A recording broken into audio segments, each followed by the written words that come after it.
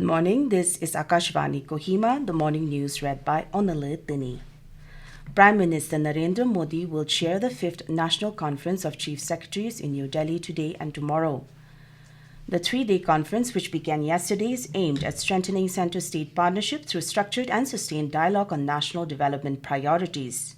Chief Secretaries, senior officials of all states and union territories, and domain experts, among others, are taking part in the conference. Home Minister Amit Shah has called for establishing a common Anti-Terrorism Squad (ATS) structure across the country and directed State Directors General of Police to implement it at the earliest. He said, common ATS structure for the police across the entire country provides an opportunity for uniform preparation to counter terror attacks at every level. Mr. Shah was speaking yesterday after inaugurating the two-day Anti-Terrorism Conference 2025 organized by the National Investigation Agency (NIA) in New Delhi. He noted that the NIA has worked extensively to develop a common ATS framework and has already shared it with state police forces. He said a uniform structure will ensure standardized preparedness and response mechanisms at every level across the country. The Home Minister highlighted the need for building an impenetrable and strong anti-terrorism grid in the country for coming generations so that they can firmly confront the future challenges. Mr. Shah stressed that the country must stay 2 steps ahead as the landscape of terrorism is changing due to the use of technology in terrorist incidents. The Union Minister Shah added that the government is bringing an action plan to launch a 360-degree strike on organized crime. The year 2025 stands as a defining chapter in India's development journey. It saw policies translate into progress and intent into impact. In the special series, Year of Reforms, today our correspondent brings a report on India's progress in the taxation sector in 2025.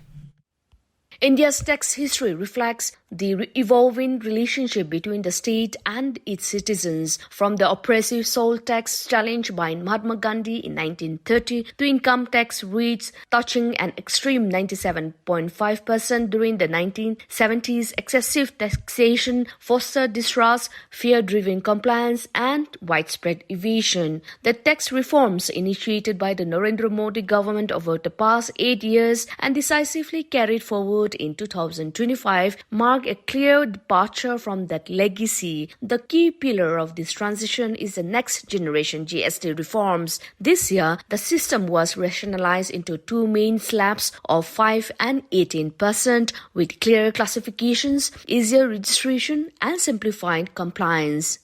देश के आम नागरिक को tax की मार से निचोड़ा जा रहा है। ये हमारी सरकार है जिसने टैक्स को बड़े पैमाने पर कम किया है, महंगाई कम की है। हमने देश के लोगों की आमदनी बढ़ाई है और बचत भी बढ़ाई। The impact has been visible in consumption and revenue trends. India recorded its highest ever Diwali sales at over 6 trillion rupees, strong Navaratri demand, and record automobile sales in October. Households are expected to save about 2.5 lakh crore rupees annually due to GST cuts and income tax relief. This year, tax reforms represents not just fiscal restructuring but a philosophical shift where trust, simplicity, and transparency are driven growth and compliance. Asonyo, Akashvani News, Kohima.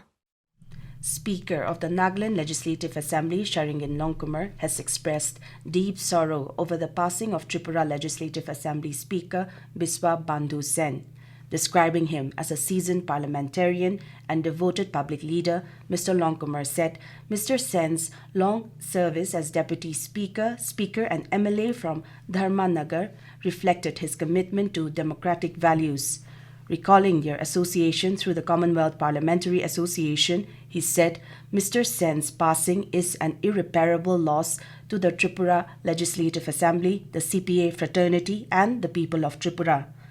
Mr. Longkumar extended heartfelt condolences to the bereaved family and prayed that the Almighty grant them strength and courage to bear the irreparable loss.